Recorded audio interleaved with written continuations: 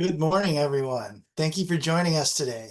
My name is Kevin Cook, and I am a research associate at the Public Policy Institute of California. Welcome to our virtual program today featuring findings from our report, Pathways to College Completion in the Inland Empire.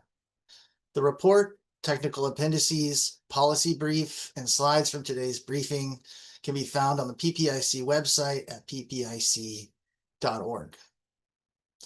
This research and event are supported with funding from the College Futures Foundation, the Bill and Melinda Gates Foundation, and the Sutton Family Fund, and we'd really like to thank them for their support. So for today's program, I will present some of the main findings from the report. I will then turn it over to Hans Johnson, a senior fellow at PPIC and co-author of this report, who will moderate a panel discussion with local leaders. They will explore how institutions, educators, and policymakers are addressing low rates of college completion and what strategies are working to encourage more students to go to college. Following the discussion, we will open it up to questions from the audience for the final 15 minutes of the program. If you have questions for our speakers, please send it along to the questions from our audience, please send it along to with your name and organization to the email address on the screen, ppiceventquestions@gmail.com. As a reminder, PPIC is a public charity and does not take or support positions on any ballot measure or legislation, nor does it support, endorse, or oppose any political parties or candidates for public office.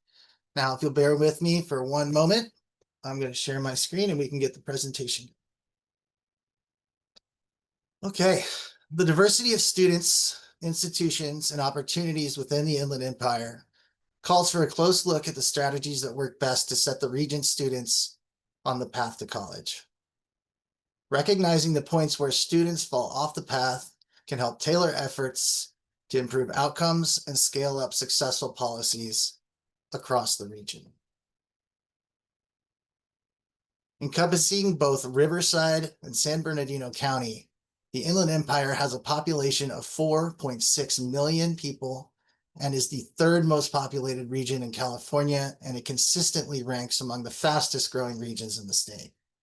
With its youthful, diverse, and growing population, the Inland Empire could be an important source of new college graduates for the state as a whole, helping to meet the strong demand for highly educated workers in California, while also improving the regional economy.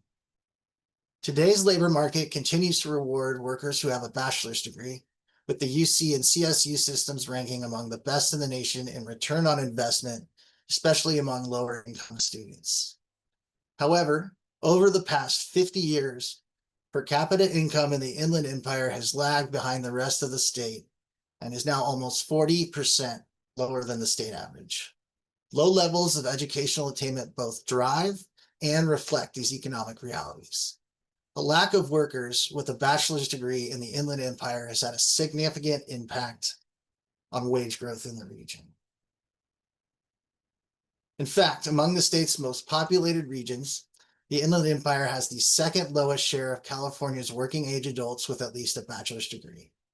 Migration is one factor in the low degree of college attainment in the region, as most people who have moved to the region typically do not have a college degree, but the primary driver is that relatively few Inland Empire students enroll in college after they graduate from high school. So here I'm showing you a chart that illuminates some of the points where students from the Inland Empire fall off the pathway to a college degree versus state averages.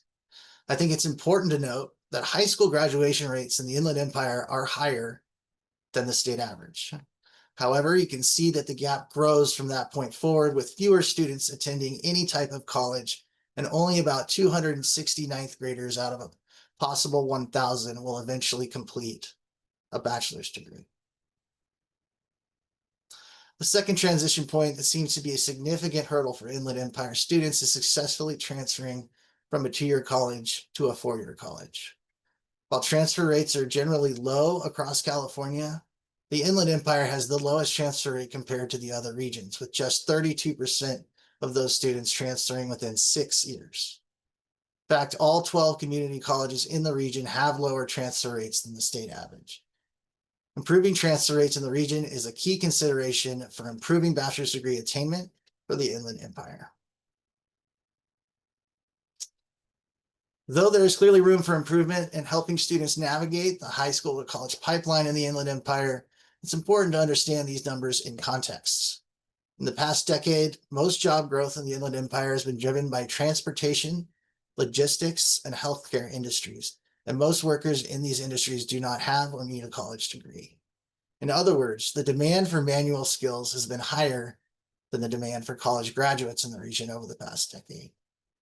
As we spoke to officials in the Inland Empire, one issue that came up repeatedly was a general pessimism among students and their families about the value of a bachelor's degree and whether or not a degree was necessary to participate in the regional economy. This is understandable given that many students see their peers achieving life goals, securing earnings that are higher than the minimum wage without a college degree. The lack of clear pathways from a college to a career, the cost associated with attending college, and the fact that the returns to a college degree, though significantly higher than earning just a high school degree, might take years to come to fruition, and that can be generally discouraging to students and their families. Another factor that continues to limit scalable improvement in college going in the Inland Empire is the vast area of the region and the incredible diversity of its people. San Bernardino is the largest county in the United States by area, encompassing over 20,000 square miles. The size and scale of the region, coupled with the unique population and cultures within it, mean that developing a single set of policies to improve college outcomes is difficult. We are discussing the Inland Empire in the aggregate here, but in reality, this is a complex region with varying degrees of need, and services that are critical for one part of the region may not even be necessary for another. These differences, coupled with competition for resources, can often lead to mistrust and reduced cooperation between school districts, colleges, and nonprofits that are seeking to improve outcomes for their local students. So, given these realities, what are some of the strategies currently being employed in the region that local officials say are working? Our research found that outcomes vary more significantly across districts rather than within student groups in the same district. In other words, district policies and practices seem to have more influence than student socioeconomic status in determining college-going rates. This indicates that changes to district policies could have a significant impact on student outcomes. One policy that is working is dual enrollment expansion. Dual enrollment allows students to take college-level courses and earn college credit while still in high school through partnerships with K-12 districts and local community colleges. Local officials we spoke to noted that providing space on high school campuses and the rapid expansion of online dual enrollment courses allows students to gain confidence in their ability to take college-level courses, introduce students to college-level course rigor, and allow students to earn credits that they can use toward an eventual degree. Coupled with dual enrollment, community college districts in the region have also expanded outreach programs to students to assist them in the often confusing application process and to provide career fairs and other supports that provide students with more information on what types of jobs and career opportunities are possible after completing an associate's or bachelor's degree. I need to also note that there are a broad range of nonprofit groups, county leaders, and regional consortia that are doing critical work to improve educational outcomes in the Inland Empire. These groups provide critical services to students and support college-going efforts by providing college tours, scholarships, mentorships, internships, and workshops for students and their families. These groups are doing important work in the region and often serve some of the most vulnerable student populations. Finally, before I turn it over to Hans and our panel, one strategy that we found to be of critical importance to improving college outcomes in the region is the need to promote completion of college preparatory coursework at the middle and high school level. The necessary coursework a student needs to complete in high school in California to attend a UC or a CSU is called the A through G course sequence. 52% of students in the Inland Empire do not graduate from high school having completed this sequence. meaning that a majority of high school graduates in the region are not academically eligible to attend a UC or a CSU. College going rates for students in the region who complete the A through G sequence are 81%, compared to just 38% for students who do not complete. Currently, few K-12 districts in the region have high school graduation requirements aligned to A through G coursework, meaning that the students have to understand the sequence and opt into these courses, and that can be challenging for students. More work could be done at the middle school level, especially to ensure that students are aware of the coursework they need in high school to be eligible to attend a four-year college. I think it's really important to note that we are not saying every high school graduate must attend college. Our point is simply that each graduate should have the information they need and a full range of options for what they choose to do with their post-secondary life. So now, before I hand it over to Hans and our distinguished panelists, just a quick reminder that if you have questions for us, please email them to ppiceventquestions@gmail.com. And now I will hand it over to Hans to start the panel. Thanks a lot, Kevin, and thanks for an excellent presentation. I always enjoy working with you. And I know both Kevin and I are excited about extending this work and extending the conversation. And most immediately, we have today a fantastic panel of local experts who have been working on some of the issues that we've been talking about. And without further ado, let me introduce them. Their full bios are available on the PPIC event page. But first, we're joined by Catalina Cifuentes. She is the Director of College and Career Readiness at the Riverside County Office of Education. Secondly, we have Ashish Vaidya, President and CEO at Growing Inland Achievement. And then finally, last but not least, in fact, well, no one is least on this panel. They're all the best. We have Michael Wiafe, Assistant Deputy Cabinet Secretary in the Office of Governor Gavin Newsom. As impressive as that title is, I think those of us at PPIC think his most impressive title was former intern at PPIC. So it's a pleasure to have all of you here. We're going to start out generally, and then we'll maybe get into more specifics. And I'll just ask you all the same kind of first question, which is, I know that you've seen Kevin's presentation, you've read the report, and for our audience, which I should note is over 200 people signed up for this, mostly all from the Inland Empire, ranging from everything from business to the education sector, and it's just foundations, and a great group. And we had the opportunity to brief the Inland Empire Caucus last week as well in Sacramento. But so there's a lot of interest in this topic. But one of the key questions I have for each of you is where you sit. How does some of the trends that we talked about resonate with you, or maybe not? And what do you see as the challenges and opportunities from your unique role within the Inland Empire? And Catalina, I'm going to ask you to start off. Okay, thank you. Thank you so much, Hans, for having me here, and PPIC and the team. And just really thank you for highlighting this. It's amazing. It's home to me. I was born in Riverside County, and continue to stay in this county. And just say thank you for highlighting the needs, because they are unique, right? We're a very large state, and they're each of them, even just between Riverside and San Bernardino County, the needs are unique. But we are the Inland Empire, and we have amazing students capable of conquering the world. And I think with the report, you have all done a wonderful job of just hitting on some of those trends we are seeing within our school districts, within our students in the community. I get to support 23 amazing school districts in Riverside County, over 400,000 students. And so just that number alone, we're just talking Riverside County, that's larger than 13 states, right? And so when you see things happen in our county, you got to remember we're larger than 13 states, right? I mean, that's a lot of different groups and leaders and entities to move, and then add us together with San Bernardino County. You can only imagine how big we are.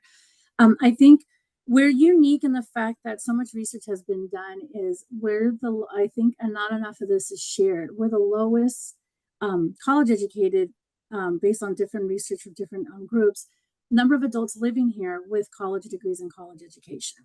And I think that's one thing for a metropolitan region than any other part in the United States. So I think when people think lowest college educated, they think other cities in the United States, right? They think of maybe Detroit or Chicago or somewhere. And no, it's us, it's the Inland Empire. So when you have this, when I go do different talks and presentations and I'm always like, I have it the hardest out of all of you in the room, because I truly have I call them school dependent or institution dependent students. If they don't get this information from us, college admissions and college access, they most likely will not get it at all because of the demographics we serve. And so I think that's not shared enough nationally on just what we're up against, but that's not to say we're not capable of doing, and our students aren't brilliant, because, for example, Riverside County has the highest graduation rate for any large county that serves 10,000 or more students in the state of California. So you got the both. You have the lowest college educated, but our county has the highest graduation rate, class of 2024, and we've done it before in the past. So we beat Orange County. We have higher graduations in San Diego. So our students are very capable, but it's that connection of information and putting it into practice. And so I think the report does a great job of highlighting some of the barriers. And I think some of these barriers you'll see across the state. It's not just Riverside County. I'll share in a story, for example. I used to have, when we do, we're trying to avoid the summer melt and connecting with students that were already admitted into a CSU or a UC. We know based on through data sharing with our partners that they have not done the steps to enroll. And I used to have parents, well, they're not going to go because they don't know what they want to do, or they're not going to go because they're unsure about their future. I'm used to those conversations. I've been in education over 20 years. I'm getting different types of responses from families. You just want to get my child into loan debt. You just want to, you want them to be a socialist. And just different types of views of first generation mindset families like my parents. They're just listening to what they hear and they're making judgments and decisions. And I would say just a final thought about that is, never more have I seen that college admissions and enrollment really has to be a family conversation, because it's not just, I think for a while we could target students and they were the first. And like myself, I went to college without my dad's permission, right? I wasn't allowed to move away from home. I needed to stay at home. And my mom said, nope, you're going. And I moved and went to college when my dad went to work. And so we're seeing this different family dynamic that we got to get our families on board, which means we got to start earlier. And so I think they're taking information in bits and pieces and they're making judgments about higher ed that have nothing to do with education, quality of life, getting a high paid job and health benefits. It's just a different mindset. So I would say, PPIC has done a great job of highlighting some of those needs, but I do know that so I'm not the only one experiencing these types of conversations with families. Yeah, thanks. That's both good to hear and kind of poignant to hear at the same time.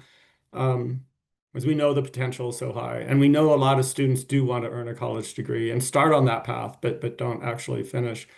Ashish, I know one of the things that Catalina mentioned was just, and Kevin as well, that the diversity of the region, geographically, demographically. And so as you think about your work, which spans the region, how do you deal with that challenge? And again, feel free to comment on any other aspect of the work that we've done or any of the statements that Catalina made. But I know that you sit, Catalina's focusing on Riverside, and you're trying to work more regionally, perhaps. Yes, absolutely. Thank you, Hans. I just also just say thank you for the invitation and for the work that PPIC has done on this report. I echo Catalina's point about highlighting the Inland Empire. I think both the challenges, but also the positives and the potential, which we clearly are aware of. So as I reflect a little bit on the report and of course the work we are doing at GIA and in the region writ large, I think of both potential and impact. And the perspective that I want to bring is, and I think Catalina made reference to that in her comments, this is a region of consequence, right? You've already mentioned 4.6 million people, Catalina. This region would be bigger than 25 states, by the way. So it is the 12th largest metro region. It's a young, growing population, most of what I think the region understands. And our focus right now, and I think what the report highlights very clearly, is there is such a strong correlation between post-secondary attainment and a thriving regional ecosystem. And when you have a coordinated approach to those two twin challenges, you can actually create a national model of inclusive regional economic development. And so my lens is that, yes, there are challenges. You've highlighted quite a few of them in the report, specifically the college going rates. What I will add, though, and as maybe a slight change from some of the studies that you've done, GIA conducted a perceptions of higher education, the value of higher education study last year, actually as a result of a collaboration with both CSU San Bernardino and UC Riverside, as to why families are not going to college. And our perception study actually showed that 86% of Inland Empire residents actually believe in the value of post-secondary attainment. Where the flip side, however, is, and some of the challenges you identified in the report, misperceptions about cost, financial aid information, the awareness gap. They're thinking, look, this is something out of reach for me. I don't think this is for me. A couple of the comments I think that were made by Catalina about, well, families, you have to start early. It's a major decision-making factor. So I look at this really from two sides of the coin. On the one side, we have our work cut out for us. I'm actually quite optimistic about an approach to a much more coordinated effort. The region is more powerful as the Inland Empire, not as a bunch of different regions put together. I think when we you pointed that out, we are the second largest metro in California. And I think when we speak with one voice, folks are going to listen. And I think the state of California and frankly, the nation's future progress depends on how well the Inland Empire does. So I'm compelled by some very encouraging factors out there. Yes, we have our work cut out for us, but when we take the lens of a cradle to career kind of continuum, and we work on all the challenges along that journey to support our students and families, I think great things are bound to happen. Thanks, Ashish. So, Michael, I know that you are from the Inland Empire originally, so you have those bona fides. And now you are working for the governor on a lot of the issues that we're talking about. And I wonder if you could offer some reflections, both as an Inland Empyrean and as someone from the governor's office. Certainly. Thank you, Hans, and really always appreciate being in space with PPIC folks as former colleagues and now, of course, partners in various efforts, and with Catalina and Ashish, who I've known for a while and do amazing work in the region. I'll say for me personally, leaving the region is always hard. Whether it is a personal visit, whether it's a professional visit, whether it's moving away to move to Sacramento or to the Bay Area or others, various parts of my life. And I think it's because it's a special part of California. I think it's an often unknown part to many others, and spent a lot of time in other parts of the country or the state kind of explaining what the Inland Empire is. And, that if you go about 2 hours east of LA and you're there. But also, I think Ashish, to your point, there's the reality of the region itself, which is large. It is also diverse. It can speak with one voice, but can also speak with many different voices. And so there's kind of this part that I want to kind of just highlight that I think is really underpins a lot of this, which is that although what we're talking about is kind of one really diverse, vibrant community, you're talking about a lot of different microcultures that kind of make up the macro data that we're kind of speaking to. And so, as I was sitting here and reading the report previously and hearing some of the colleagues on the panel, what was hitting me was also how the reality of the region and for the people who live there, especially for me, is that you are crossing between the counties, the cities every day. I mean, I was driving through all sorts of cities and counties, and it is not necessarily divided up the way that we might see it on a map, because you might go grocery shopping, 15 minutes that way in that city, but you might go to school 30 minutes in this direction, and whatever it may be. So I just want to make sure that I paint that picture for folks who maybe have never been to the Inland Empire before. I also think this conversation really is about the California dream. Ultimately, from where I see it, it is how do we make the California dream a reality for individuals, and knowing that that looks differently all across the state. Today's conversation is about the Inland Empire, but that looks very differently in terms of how do we ensure that the region is able to achieve their dreams in the California dream than it might in other parts of the state, like the Bay Area, where that just looks different. And so to me, I see huge value in having the dedicated conversation about a particular community and saying, how could we all work together to kind of get there? The state and the governor have taken that approach over the past couple of years, both with investment, but then also with planning. Whether it was thinking through how can we innovate through pilots and through other efforts, and how can we make sure that you are doing more of the good work that is proving results? To the point that was made earlier, something like dual enrollment that is proving results for individuals. So how do we make sure that that has what it needs in order to be implemented effectively, excuse me. But it's also thinking through, I think, what Catalina also brought up, which is as much as this in many ways can be a policy conversation and how do we, make sure that these things are able to happen. These are family conversations as well, where people are sitting around a dinner table and saying, hey, should I go to college? Maybe I should do the military. Maybe I should try to get a job, the family business, we could use your hands here. And that can sometimes be a tough conversation to have. And I know it was for me when I decided for the first time that I wasn't going to be in the Inland Empire like the rest of my family. And, that was a decision that impacts me till this day. And that's something that impacts a lot of people in the region where they might have a family member that moved to a different part of the state or a different part of the country. So I think another part of this is also how do we make sure that we are providing that opportunity for folks to be able to explore a different part of the state or the country and come back effectively.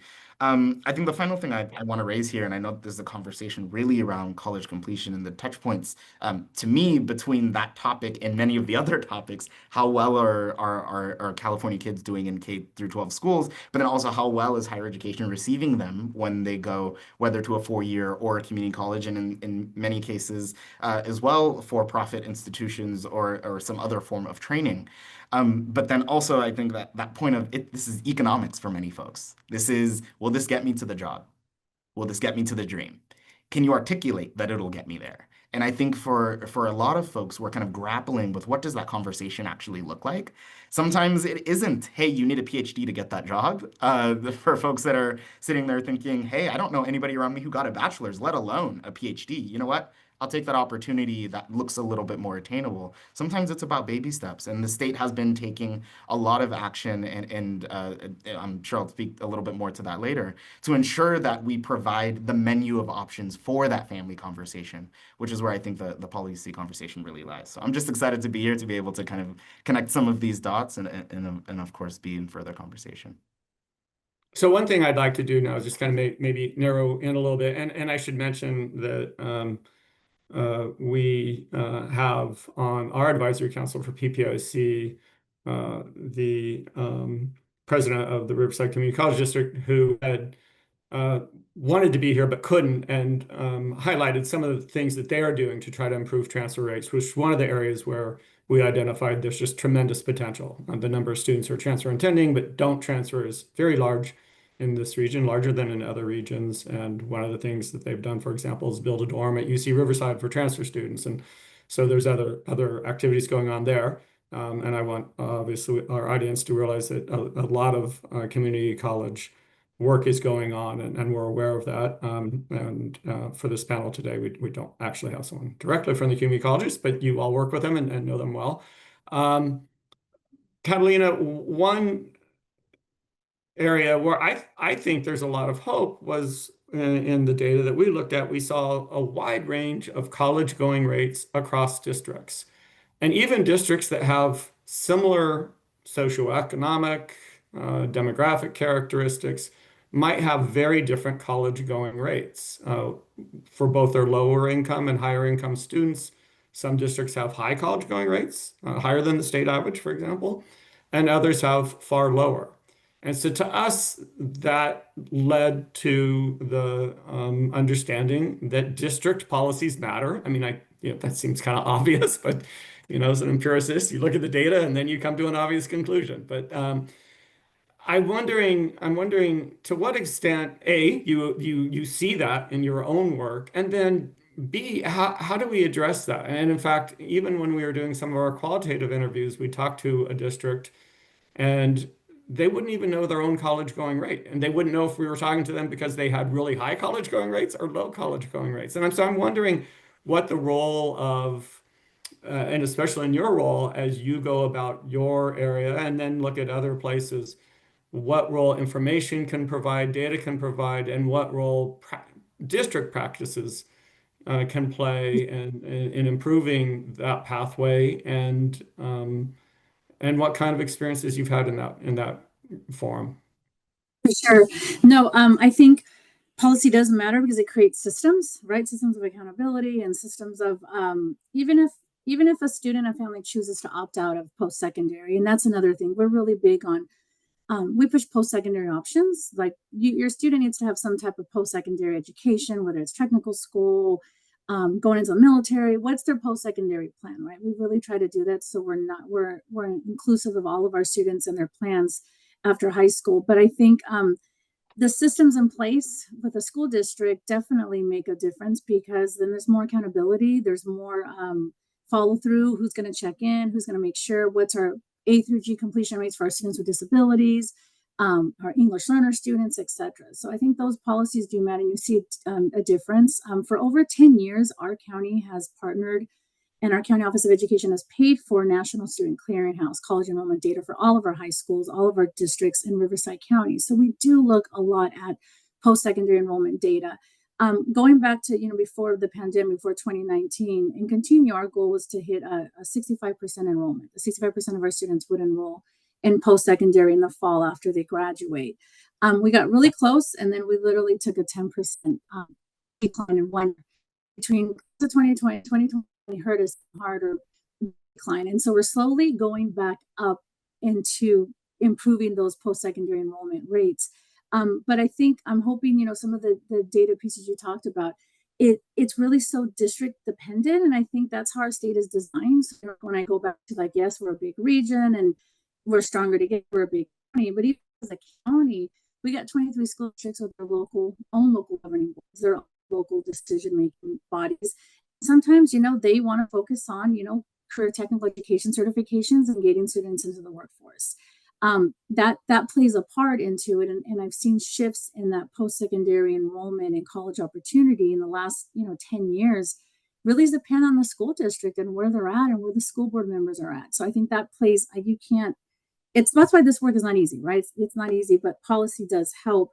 Where I see some of our students, just in navigating the systems in general, when you talk about that, it's not, they're institution dependent, right? They're, like I said earlier, they depend on us to help them navigate those pieces. And so I feel the more district does these steps within the school day, the stronger the data you'll see. So you'll see our FAFSA data, right? We have some of the highest FAFSA data in the state because we built financial aid applications institutionalized within 8 to 3:30.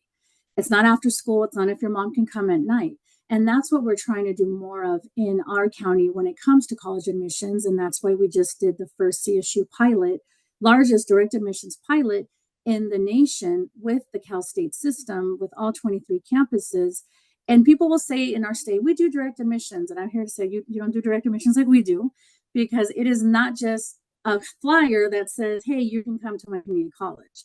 What we're doing is through data sharing and using platforms like California Colleges, so CCGI, California Colleges Guidance Initiative, we are using that data platform, our data sharing, and the CSU has directly admitted our students into at least 10 campuses.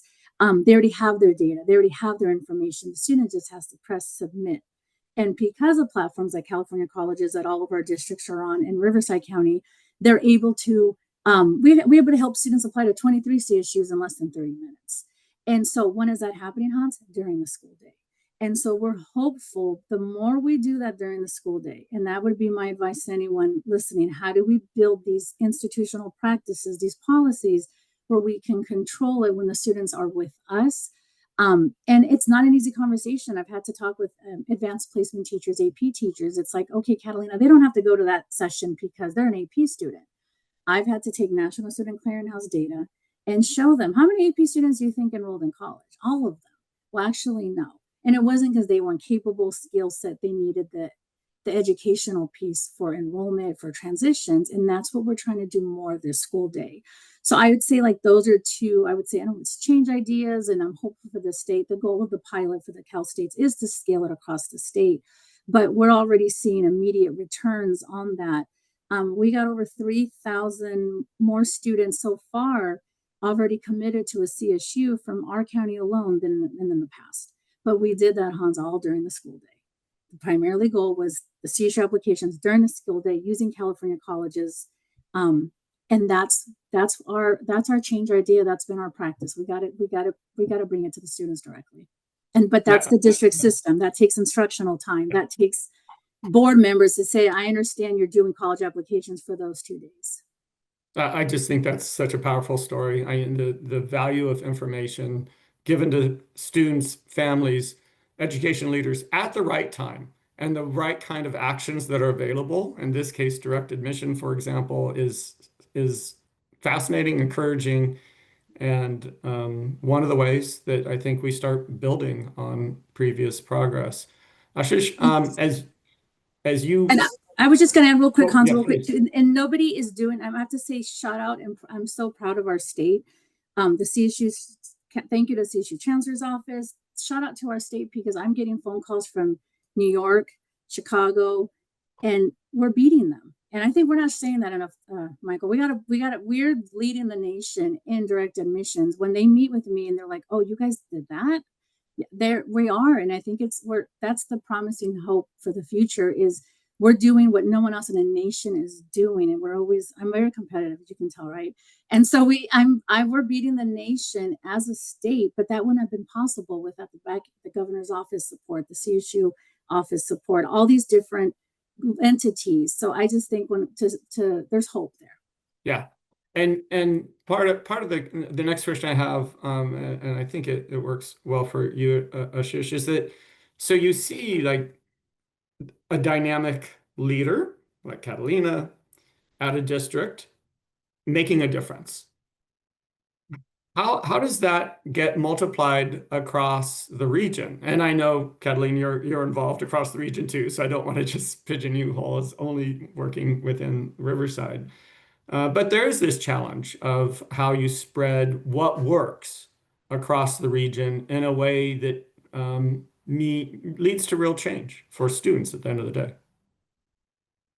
Yeah, I think that's a very important question, and I was going to say that dovetails nicely with the thought that was occurring to me, especially what Catalina was talking about. We should never underestimate the importance of creativity, innovation, and leadership coming together. And whether it's at the level of the classroom, where a teacher or teacher's aide or a principal, superintendent, or at the post-secondary sector, whether it's the faculty member, a staff individual, student support professional, the president, the chancellor, and across the board. I think a culture, an environment that both encourages prudent risk taking along with creativity and innovation can pay huge dividends. And frankly, the Inland Empire, Hans, is not going to hopes and aspirations without some of that. If we just do the same thing we've always done, we're going to make very marginal improvements in our post-secondary attainment and in the success of this economy. What is going to be needed is sort of a leapfrog approach, right? Where are we thinking ahead? And I'm now reminded about some of these both challenges but opportunities that AI perhaps brings into the question. And I'm already seeing evidence where school districts, both in Riverside and San Bernardino, K through 12, are actually talking about how they're using AI to capture the potential and to lift up the students. We had an AI symposium that GI co-hosted with Cal State San Bernardino. We had folks from both counties come in and talk about some, and I was frankly blown away by how much great work is already happening in that regard. So I think the point that I want to make is, first and foremost, a culture, an environment of encouraging innovation, creativity. Catalina pointed about the direct admission process. Those kind of pilots that can be then scaled I think we have to be willing to try those. And both my own experience has been that you have to always ask this question of, well, what can we do to make things better, right? And what not being afraid to fail and not being so. I think to your earlier point about Hans about district leadership and boards, I think a way to get them to be more engaged with this process of supporting innovation, supporting teachers and principals and superintendents and community colleges and universities to do that. And I think our institutions are primed to be able to do that. So I think there's some great opportunity there, and I'm encouraged by some of the signs I'm seeing already. And thank you. And Michael, I know the governor's office is keenly interested in A, this topic, and B, this region. I also know that you are an expert on the C2C, which is the California Cradle to Career data system, and all this sounds kind of wonky. But and then I was going to say CCG. I'm trying not to do acronyms here. So the California College Guidance Initiative, which helps in real time students know whether they're on the pathway to completing those A through G courses, in addition to other work they do, are critical here. And I'm giving you this opportunity to let us know how the governor's office is working to make sure that the data that it's collecting, the tools it's developing, can make real difference to region leaders, and again, at the end of the day, students. Yeah, thank you, Hans. And I deeply appreciate the question, not only because when I was an intern at PPIC, was I paying a lot of attention to this, and in fact, that's what I was focused on, but also because it's been amazing to see how it's grown and is delivering impact today. The Cradle to Career data system a couple months ago now released their first data dashboard. So you can now see what happens when you connect all those data points. And I think with both C2C and CCGI, what we are talking about are folks who are spending time connecting the dots.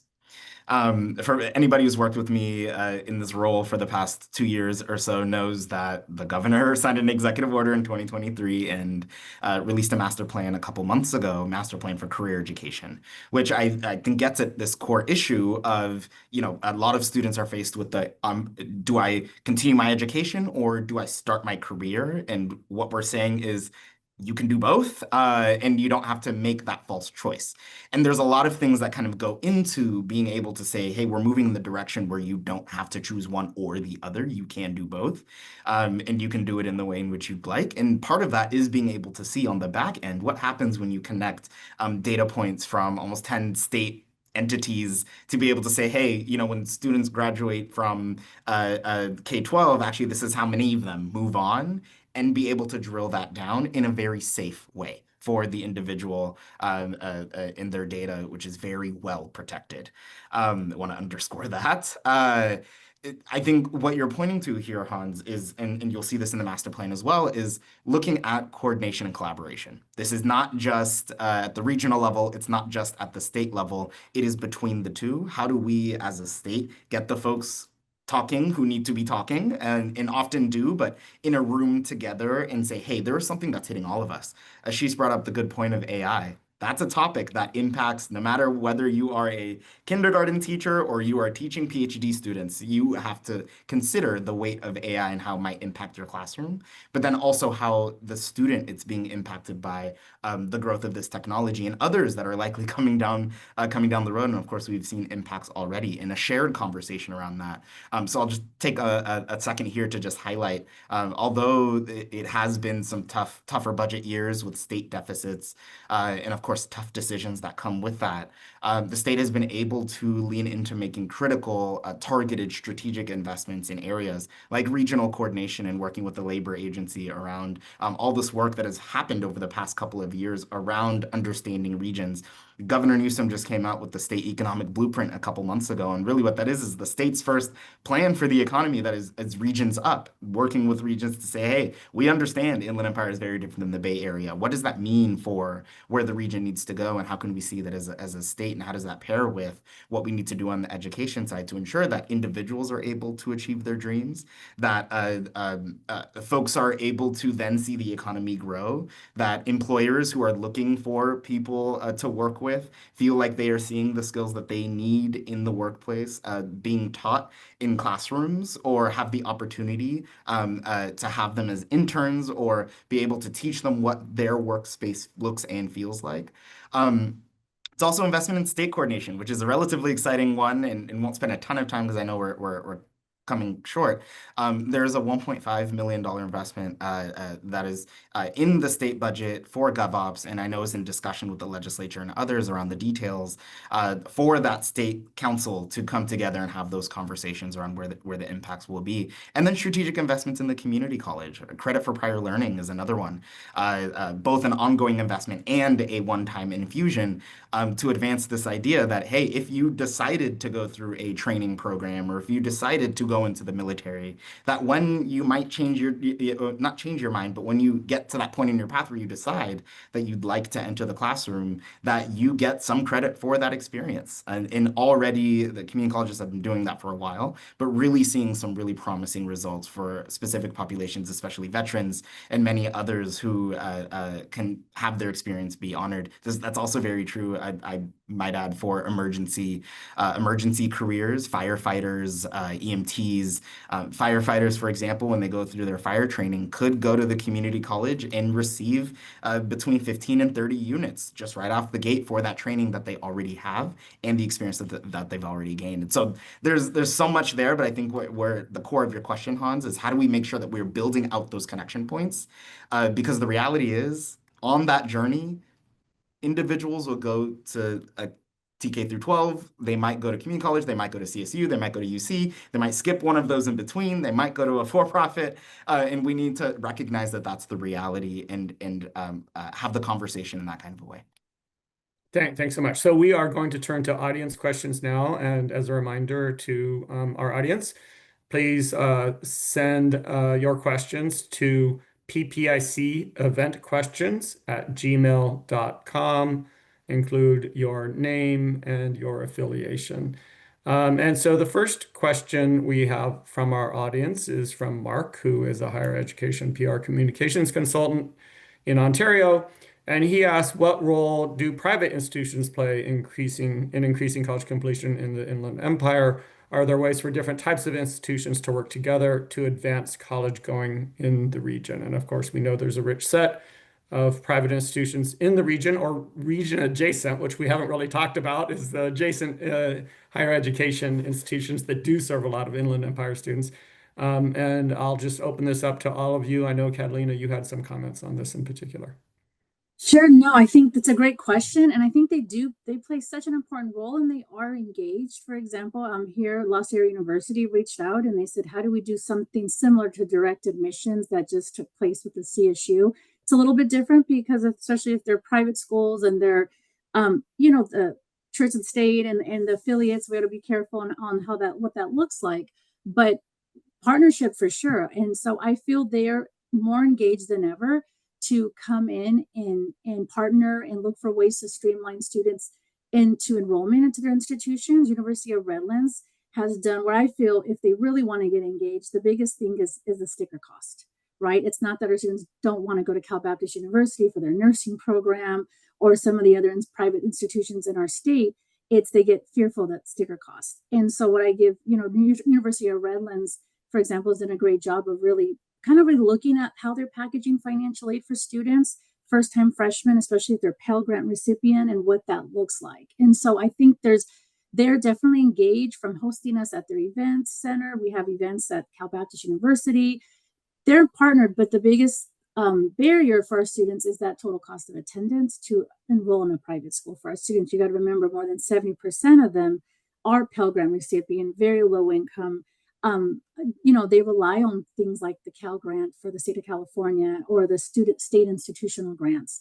So I think if that partnership needs to be looked at. I'm always like, how can we look at that financial aid package to help meet that cost, close that cost, so they're not taking out those loans that they've been told, do not take loans, do not take loans. And so we're having to have those conversations with students and families. But I do see them engaged across the region.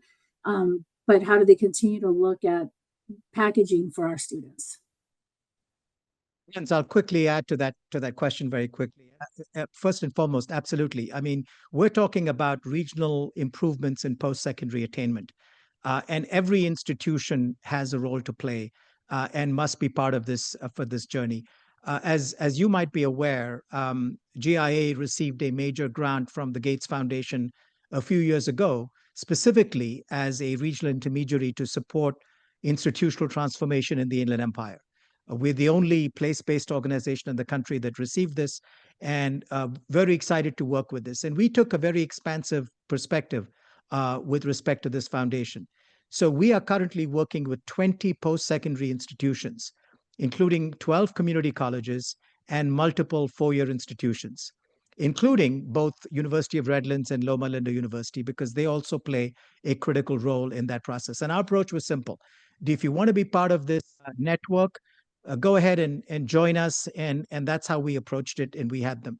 By the way, you mentioned Inland Empire adjacent. We also opened it up to the University of Laverne, which serves a lot of students from the Inland Empire, along with 3 other Cal States, Cal Poly Pomona, Cal State San Marcos, and Cal State Fullerton, which also, so we are sort of taking the student-centric approach to this question. So if your institution serves significant population of students from the Inland Empire, we're happy to include you in this institutional transformation journey. So our focus is, by the way, University of Redlands acquired Woodbury University, so they're part of the equation as well. So we are agnostic when it comes to what type of institution, as long as the focus is on supporting students and their families, as Catalina pointed out, especially around financial aid and cost, as transparent as possible. And the work of institutional transformation, knows no bounds. And I think we can all learn from each other. And that's what our hope is, both working with 2-year and 4-year institutions. Thanks. So we have a lot of information and quite a few questions. So the next one is in the detail, in the weeds, maybe, but not. It's a big concern, but maybe it could be addressed pretty quickly. And that is Emily, an economics researcher, asks, are dual enrollment programs and middle college programs accessible to students in the Inland Empire? Answer is yes, I know that.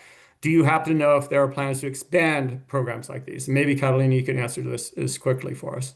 Sure. Yes, there is available. We have many our districts that have middle colleges. For example, Corona Narco Unified has a John F. Kennedy Middle College, partners with Narco College. So we do have those available to our students, and dual enrollment. I think what we're expanding, and it goes onto the courageous leadership that we spoke of. We have my county superintendent, Dr. Edwin Gomez, is just part of the focus. We've been blessed is that he continues to stay focused on college enrollment and getting these opportunities to our districts, and really investing into our districts instead of, external entities, focusing on public educators. And I think one of that big focus is, how do we look at dual enrollment? How do we bring more access? And so we're really excited. I think the higher ed institutions are getting creative in our region. And I want to give a shout out to Cal State San Bernardino and for their Coyote Blue program, which is now offering dual enrollment courses to our students, but not all the same limitations that we may have at a community college, that they have to have a master's degree or other qualifications to teach these courses. So it's opening up opportunities for our students to get these types of courses. So I think more of that creativity amongst the institution, and it's great that they're coming together to discuss that. Some of those have been barriers to expanding offerings, because when you don't have enough teachers in the area that have a master's degree in math or history, but very capable in content knowledge to provide those courses to our students, it limits us. And so I think those are the creative opportunities. So if you might want to take a look at Cal State San Bernardino and their Coyote Blue dual enrollment program. Thanks, Catalina. So the next question, and I'm going to ask Michael and Ashish to weigh in on this, it comes from Ross in Cathedral City. And it is there sufficient growth in job opportunities in the Inland Empire available only to those with a college degree to signal the necessity of a degree. And I think this is something we heard as we were talking to people in the region. And I know it's partly Michael's experience. It was my own experience. I grew up in a far northern California rural region, and I went to college and I didn't go back. There weren't a lot of opportunities for me. From on my perspective, from PPIC's perspective, what's good for the student is good for the state. Sometimes that means they might leave the region. Michael, you might want to talk a little bit about that. Hopefully go back. And then Ashish, so I'm conditioning this question a little bit. You might talk about ways that maybe economic leaders in the region are thinking about incubators or other ways to keep highly educated or attract highly educated workers to the region. So Michael, why don't you start us off? Yeah, thank you for that, Hans. And I want to mention a couple things. I think it's a great question from Ross, and a thing that I think a lot of people are thinking about. One, the short answer is kinda. It depends on where you look. So if you look at certain industries and sectors, you will see incredible job growth for folks who have skills, right? So if you look at healthcare, you look at maybe advanced manufacturing, you look at cybersecurity, there are opportunities, and they certainly do exist, but it isn't in every field. And so the question is kind of which jobs, which degrees, what kind of job growth. Now, it was mentioned earlier that the Inland Empire is one of the fastest growing regions in the state. If not one of the fastest, then my assumption is the fastest. And somebody please correct me if I'm wrong on that. And so that means that there is job growth, but what's the kind of growth that we're seeing and where is it? It's not across the entire region. It's in particular parts of the region. It's happening in different ways, whether it's more renovation of an area versus new growth and whole new neighborhoods. All of that paints the picture for what folks see. And so to add a personal spin for me, I went down a path of public policy. So the state's capital is kind of a great opportunity for that. That's not in the Inland Empire for me, unfortunately, right? But that's not to say that good work around public policy can't be done. And so that means that, what does that mean for me in my career? That's a personal decision, as many families are making around their journeys in their careers. And so it is quite complex. It's a fantastic question, and really it's a chicken and egg problem in many ways, in which in some places it's dependent on, hey, is the workforce here? No, I think the workforce is over there, so I'm going to start my business over there instead. And so there is a little bit of a trade-off when I think it comes to this. So I think we see the problem kind of show up in different ways and different solutions. Yeah, Hans, I'll just add, actually, the chicken and egg is a really a good analogy, because the question is in fact, the answer to the question is quite the same, that most of the jobs being created, especially the last 5 years or so, have not required a college degree. They have been mainly in the warehousing, logistics, transportation area. And then, there's a huge controversy and challenge and conversation in the Inland Empire about sort of supporting job growth, but at the same time, these aren't really high-paying long-term jobs. So what will automation do, and so on and so forth? I have the belief that you sort of take the approach of, if you build it, they will come. In other words, there is a synergy between the talent that is being developed, and which will then attract the capital that will then lead to these high-demand, high-tech jobs. And I think the region is taking this cluster-based economic development strategy. It needs some more coordination.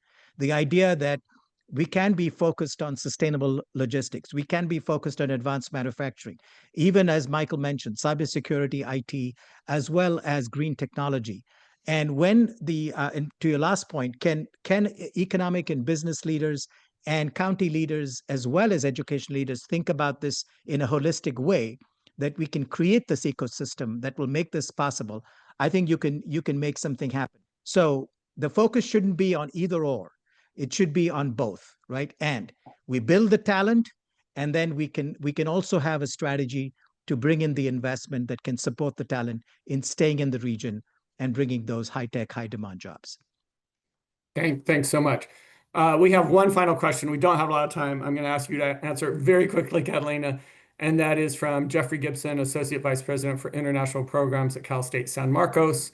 His comment: public post-secondary education is very affordable in California. Most students who attend the CSU can do so tuition-free. Community colleges cost $46 per unit, and there are grants that offset this completely. Why don't more Californians know about this? I think that's a great question, and it just goes back to what I talked about earlier. If you can have the admissions, the financial aid award letter, but if that coaching, that mentoring, that explaining to families what that looks like. Through that CSU pilot, we have students that pretty much get all tuition covered at San Marcos, tuition fees, everything. And when we reach out, because they haven't done a statement to intent to register with you at San Marcos, they say, well, I'm just going to stay local. I'm going to community college because I can't afford it. And so when we sit down and show them, realize it's the same thing. You got it all covered. Let me walk you through your award letter, light bulbs. They just don't know what they don't know. So I think that goes back to that conversation of, we're building all of these great policies and systems, but if we don't build the infrastructure of support for the students because they don't have it, it won't happen. And then I know we did get another question about the college variations for college going rates across the region and the district. So how do you explain the variations? I want to say it all goes back to leadership. Someone from our team says, show me your budget, and that'll show me your priorities, right? So when we look at our state budget, we know what our governor's priorities are, and it is higher education. When we look at my county office and my superintendent, he puts all his eggs, everything around our students, around our districts. And so I think it goes back to close out about that leadership piece. And so I think that's why you see some of those variations. Thank you. I am afraid we are out of time. I could talk to you guys forever about this, and you were a fantastic panel, as we knew you would be. So we have reached the end of our program. I want to thank Kevin for his presentation, and again, our panelists for a fabulous conversation. Again, I'd like to thank the College Futures Foundation and the Gates Foundation for their support of this work. And thanks to all of you for joining us online. PPIC and the authors of this report are available online and in other forums to talk about this. And we would appreciate that you take a moment right now and give us your feedback on this event. If you pre-registered, you'll receive an email later today with a link to a short survey, but you can also scan the QR code on your screen right now. Finally, a recording of today's event will be available on the PPIC website and on our YouTube channel, so you can watch it again or share it with your colleagues. Thank you very much and have a great afternoon.